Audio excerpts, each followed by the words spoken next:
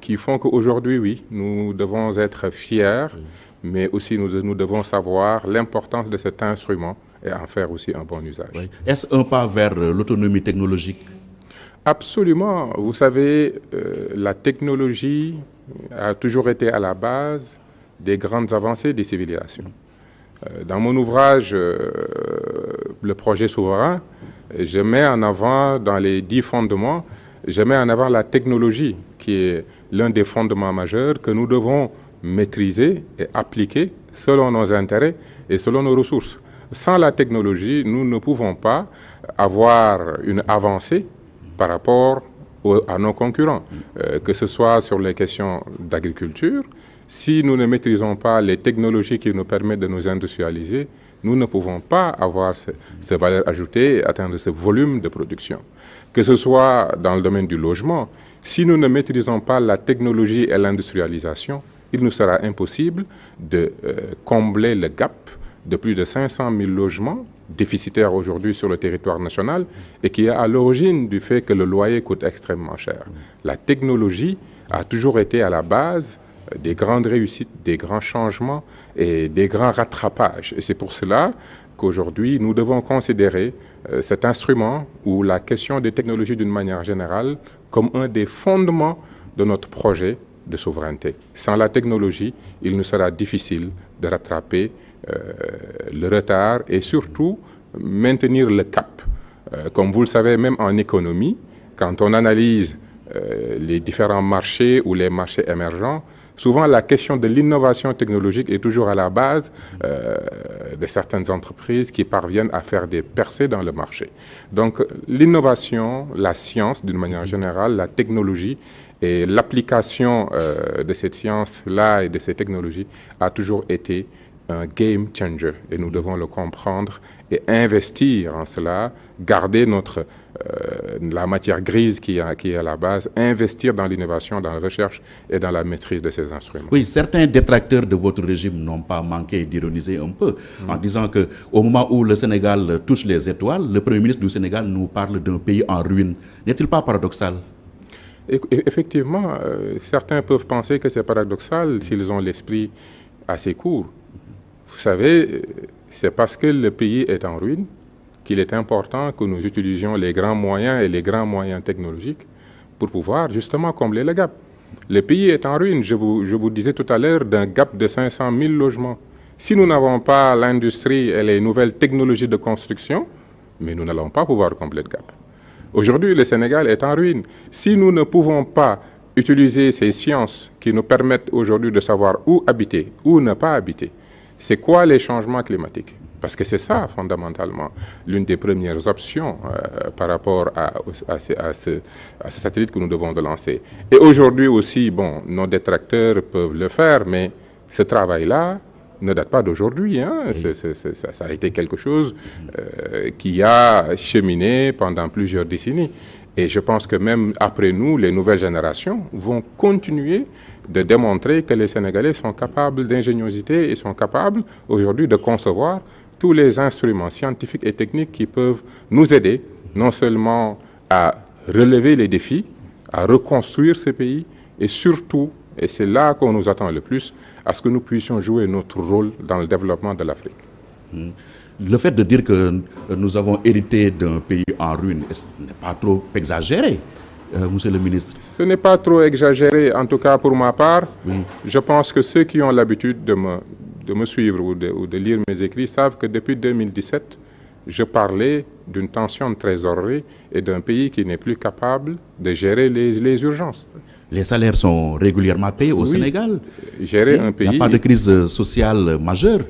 Gérer un pays ne se limite pas à payer des salaires. Oui, ça c'est le minimum syndical. C'est le minimum syndical. Oui, mais on parvient à le faire quand même. Oui, mais payer les salaires, faire fonctionner les différentes institutions, mais ne pas être capable de faire des investissements, ne pas être capable de produire des logements, ne pas être capable de financer la décentralisation, ne pas être capable de financer la santé, ne pas être capable de financer l'éducation que nous méritons. Est-ce que ça, c'est le minimum syndical qu'on demande à des gouvernants qui doivent savoir que dans nos pays, tout est urgence, tout est priorité? Je pense que Aujourd'hui, ceux qui sont là à s'alarmer sur cette expression sont juste dans la politique politicienne. Ce pays est en ruine et nous le savons. Allez dans nos hôpitaux. Aujourd'hui, hier, toute la journée, j'ai été visiter l'ensemble des familles de Diourbel qui ont été affectées par cet accident. J'ai par la suite fait le tour de nos hôpitaux pour voir les conditions dans lesquelles nos malades se trouvent. Et quand on voit nos hôpitaux, quand on se dit que sur Diourbel, nous n'avons pas un chirurgien spécialisé dans tout ce qui est opération au niveau des cerveaux, vous pensez que les investissements en matière de santé ont été faits? Non. Voilà un pays en ruine. Un pays en ruine ne se limite pas uniquement à la situation budgétaire en tension de trésorerie, mais regarde, un pays en ruine, c'est toujours regarder nos salles de classe. Est-ce que ce sont ces salles de classe que les Sénégalais méritent? Est-ce que ce sont ces hôpitaux que nous méritons? Est-ce que ce sont ces logements que nous méritons? Mais voilà. Avec tout cet enthousiasme et cette euphorie qui ont accompagné l'avènement au pouvoir du président Bassirou Diomaye Faye, le fait de dire que nous avons hérité d'un pays en ruine, est-ce que cela ne risque pas de doucher les ardeurs des Sénégalais et même des investisseurs qui voudraient certainement venir investir au Sénégal? Ce sont ces Sénégalais qui ont choisi, comme vous le dites avec enthousiasme, Bassirou Diomaye Diakhar Faye et l'ont mis à la tête de ce pays. Ceux-là, en le faisant, ils l'ont fait parce que justement, ils savent que ce pays est en ruine. Si le pays était, si tous les indicateurs étaient au vert, s'il n'y avait pas de feu au foyer, je ne pense pas que les Sénégalais nous auraient plébiscité de près de 53% avec ce score unique, avec cet enthousiasme et ce soutien. Les Sénégalais qui nous écoutent savent que ce pays est en ruine et c'est pour cela qu'ils nous ont choisis. Et le dire n'est que dire la vérité. Et cela n'entame en rien l'enthousiasme des Sénégalais. Au contraire. Ah oui, vous pensez? Au contraire.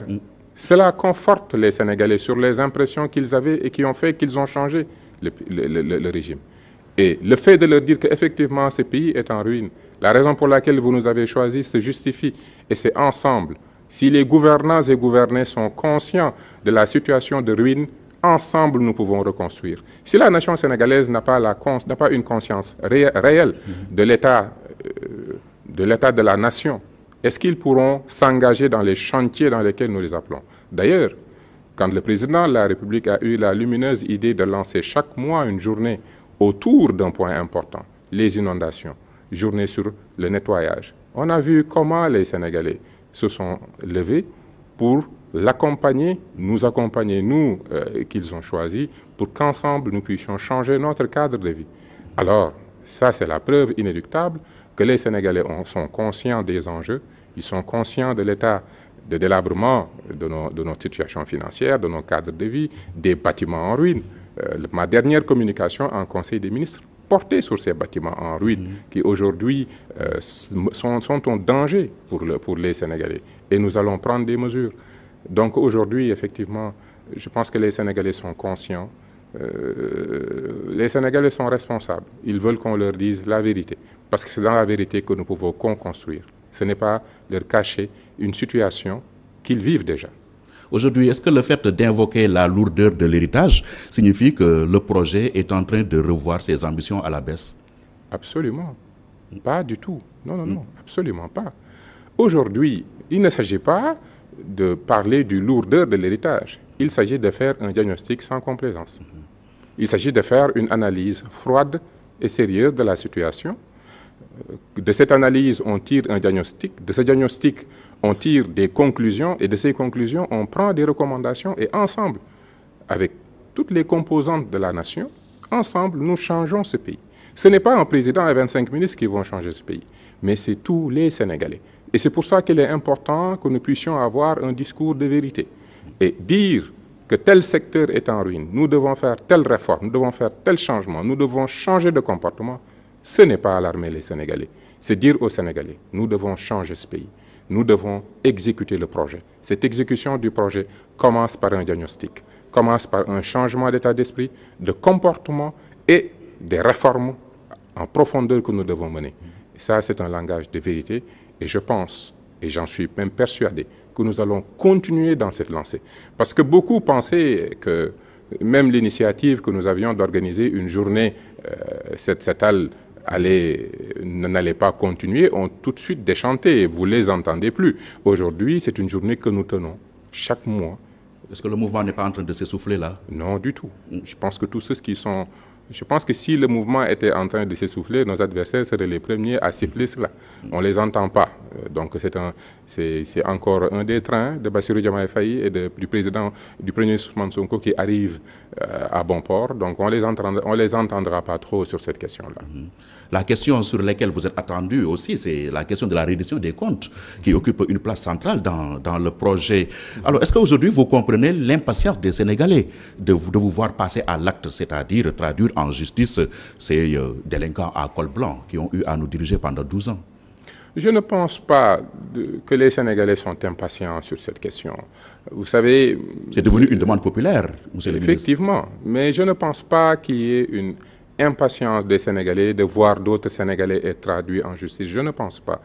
Les Sénégalais savent que nous allons faire les réformes, nous allons faire les audits que nous devons faire, nous allons analyser les situations, nous prendrons les décisions au moment où nous devons les prendre. Parce que les Sénégalais n'aiment pas qu'on soit dans des logiques de chasse aux sorcières. Et nous ne nous inscrivons pas dans cette logique-là, et les Sénégalais ne sont pas dans cette approche-là. Ce que les Sénégalais demandent, c'est que nous réorganisons l'ensemble de nos structures, que nous fassions un audit de l'ensemble des fonds.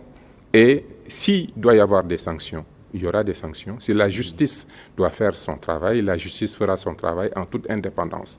Et c'est pour cela que le président de la République a jugé opportun et important tout de suite d'enclencher la réforme sur la justice, pour que nous puissions dire que c'est une justice réformée, avec des magistrats qui aujourd'hui valident le cadre d'administration dans lequel ils évoluent, qui s'occuperont de ces dossiers-là. C'était le préalable, cette réforme de la justice. Nous ne voulons pas Vous savez, on aurait très bien pu utiliser la justice qu'ils ont utilisée contre nous tous pour utiliser cette justice-là contre eux. Mais nous sommes responsables. Nous partons du principe que ce que nous avons promis au peuple sénégalais, c'est une justice libre, responsable.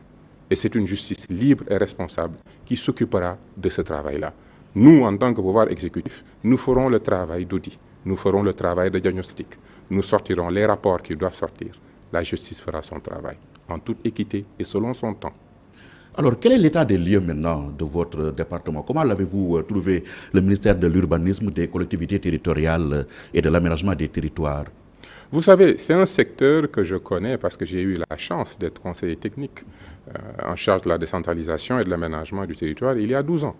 Donc c'est un secteur dont le diagnostic n'a pas été très complexe. Bien évidemment, les enjeux au niveau de ce ministère sont des enjeux extrêmement importants.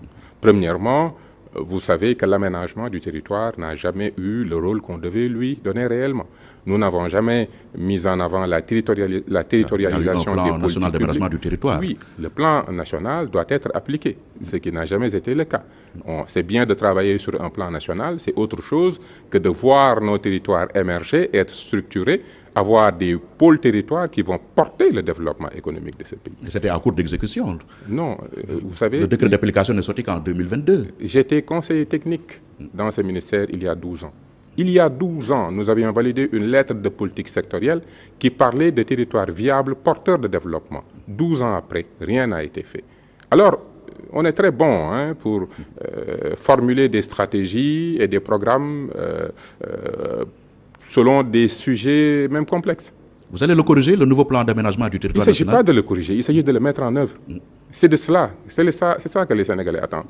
Les Sénégalais attendent l'émergence des pôles territoires, vous savez, et c'est pour ça que dernièrement j'ai été à Ziguinchor, j'ai regroupé l'ensemble des maires autour du programme PEDEC, qui est le programme sur le développement économique de la Casamance, parce que cela m'intéressait de regarder un programme qui est à l'échelle d'un pôle, comment c'était managé. Et tout de suite, l'ensemble des maires qui étaient autour des discussions ont compris l'enjeu et l'importance d'avoir ces pôles territoires, ces pôles d'aménagement, ces pôles d'urbanisation, ces pôles de développement territorial, ces pôles qui doivent réfléchir sur comment connecter le territoire, comment sortir les terres agricoles, les zones de pêche, les grands aménagements, les ponts, les routes qui peuvent avoir un impact important Voilà l'importance de ces pôles territoires. Et aujourd'hui, dans très peu de temps, nous allons sortir le premier cadre d'organisation des pôles. Nous allons le faire de manière collégiale. Nous allons consulter autant les maires, autant la déconcentration, parce qu'ils ont un rôle important à jouer. Nous allons valider cela avec le ministère de l'économie, parce que les pôles ont un objectif de développement économique. Nous allons discuter aussi avec le ministère des Finances, qui aujourd'hui comprend que par les pôles, on devrait même être capable d'allouer un budget spécifique par pôle pour prendre en charge les grands projets. Nous sommes en train de structurer cet axe aménagement du territoire national à travers différents pôles qui vont porter le développement. Parallèlement, nous avons hérité d'un secteur où tout ce qui était gestion des déchets et du cadre de vie n'était pas très bien structuré. Vous savez, nous avons Sonaged qui fait un effort important et on a vu comment Sonaged pouvait avoir un impact sur notre cadre de vie, mais aujourd'hui, Sonaged doit aussi être regardé en rapport avec les municipalités. Quels sont les rapports que nous devons avoir avec les maires et comment les maires peuvent apporter leur contribution sur la question possible entre la Sonaged et les municipalités. Oui, ça, c'est l'un des axes sur lesquels nous sommes en train de travailler parce que Sonaged est un instrument d'une importance capitale, c'est une expertise, c'est des ressources humaines et avec les municipalités, dans le cadre même de régime municipal, nous pouvons voir ensemble comment nous pouvons travailler